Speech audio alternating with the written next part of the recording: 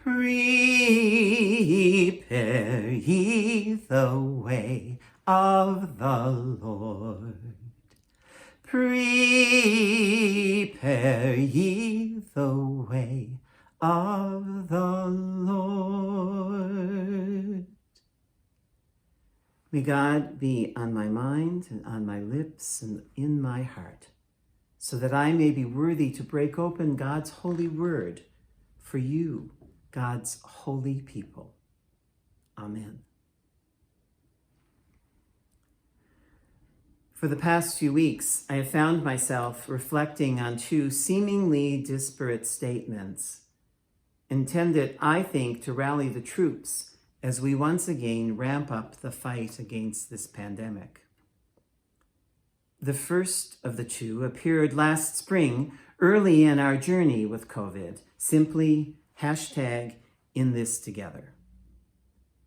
I remember when it first came out, thinking that it did feel as though we were in this together, that as a small business owner closing up shop and cutting our employees' hours, that as painful as it was, at least with other small business owners, we were #in this together. As a church musician, being separated from my choir and the joy and the energy the choir members bring to this assembly, as difficult as that was, I remember taking some comfort again from the thought that we were #in this together. As we close the doors of the church and bid farewell to this space that is usually so vibrant and full of life, I felt at least we are #in this together.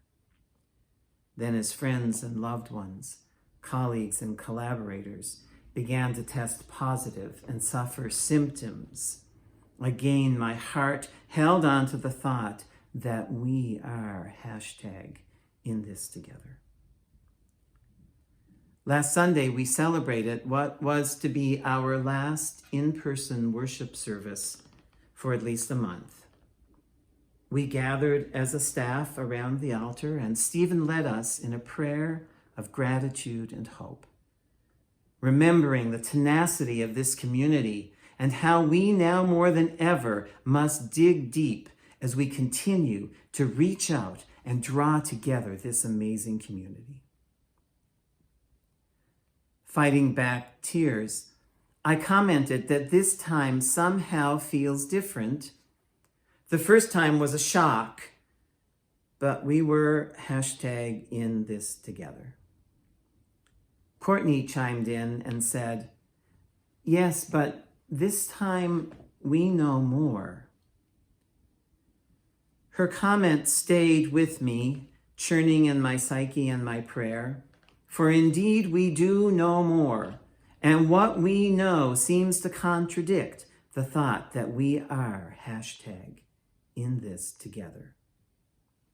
We know that racial and socioeconomic background, as well as education level, strongly affects your likelihood of coming into contact with and being infected by COVID, not to mention your subsequent treatment and hospitalization.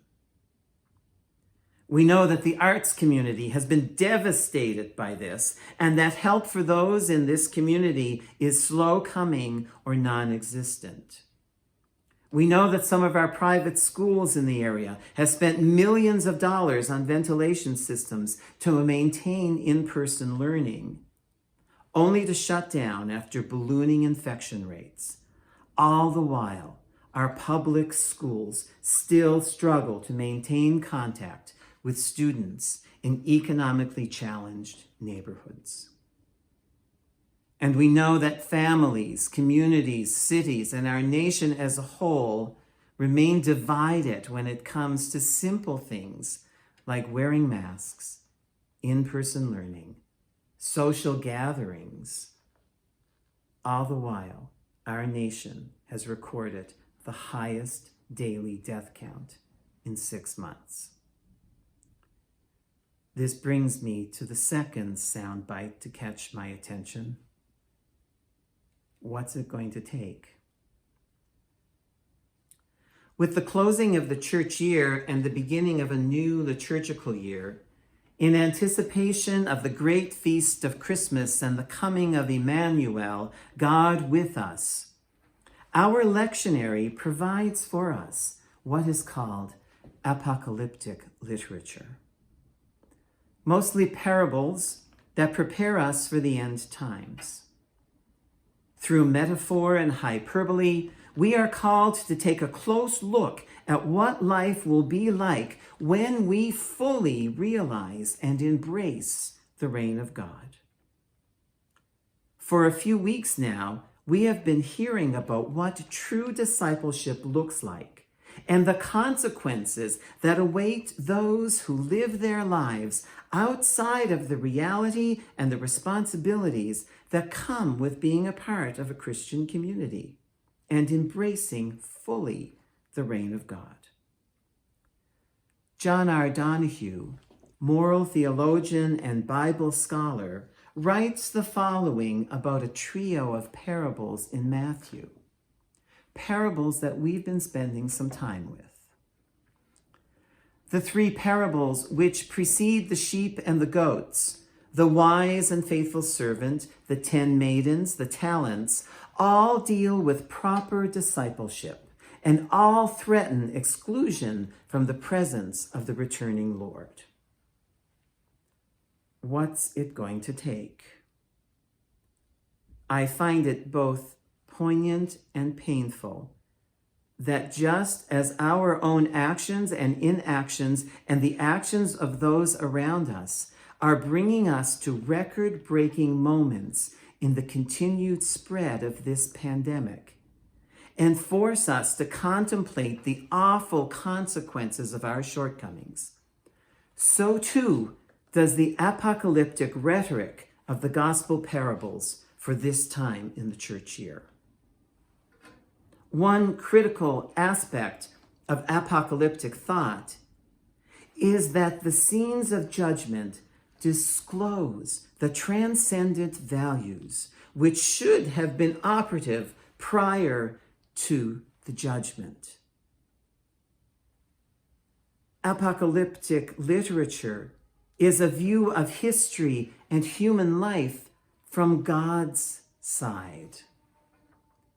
Apocalyptic literature affirms that the sufferings and injustice which mar this world will be bearable because the order of justice will be restored. Sin and evil will be unmasked and goodness will be rewarded. Simply put, the world will be made right again.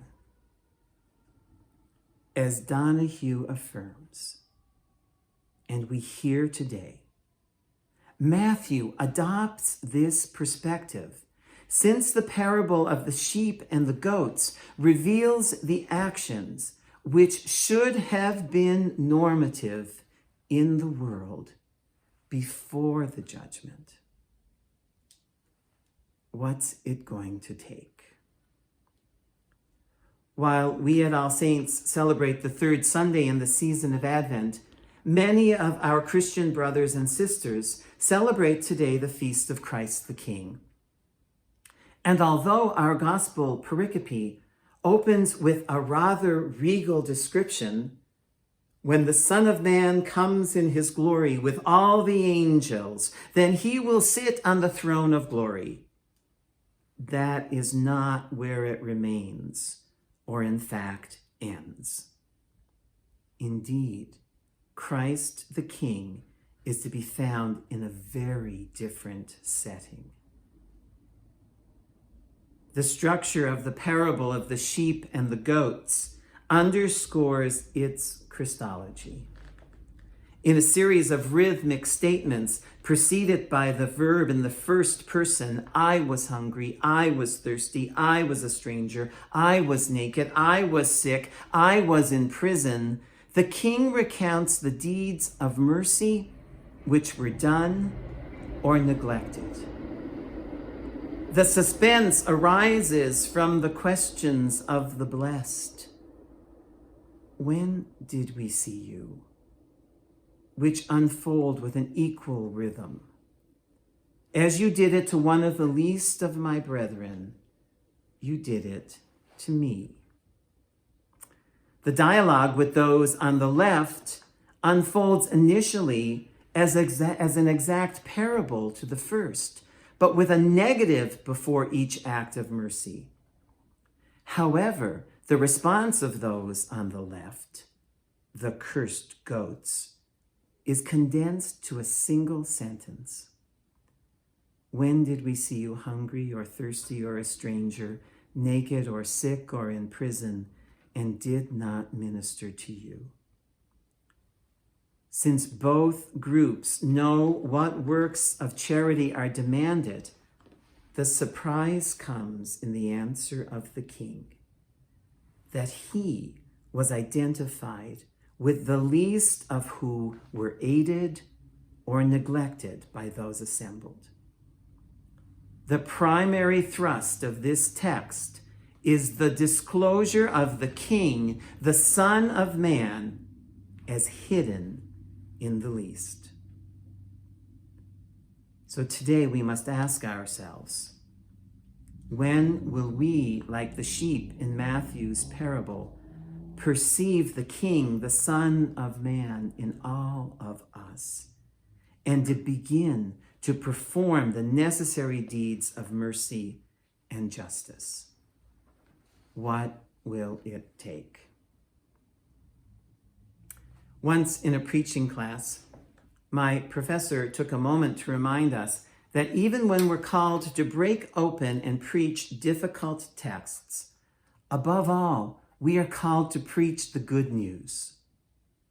The good news is that we, as followers of the way, have seen what it takes to live in the reign of God.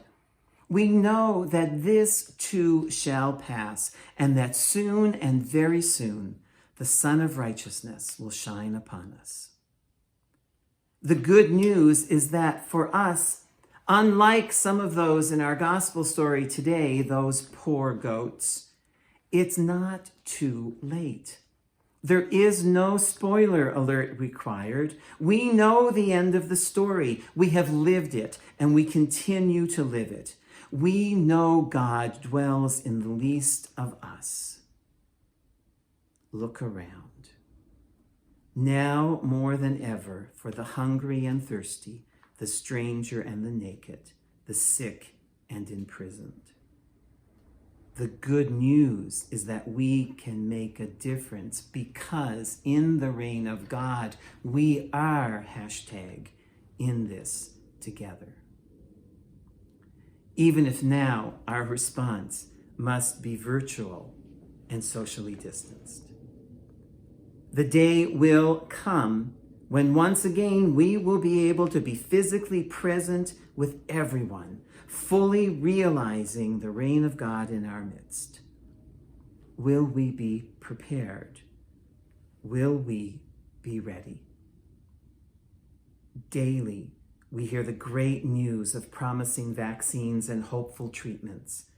We know that as difficult as it is and has been, we must continue to focus on the end times of this pandemic and prepare the way of the Lord, to look and to find Christ, Emmanuel, God with us, hidden in the least. What's it going to take?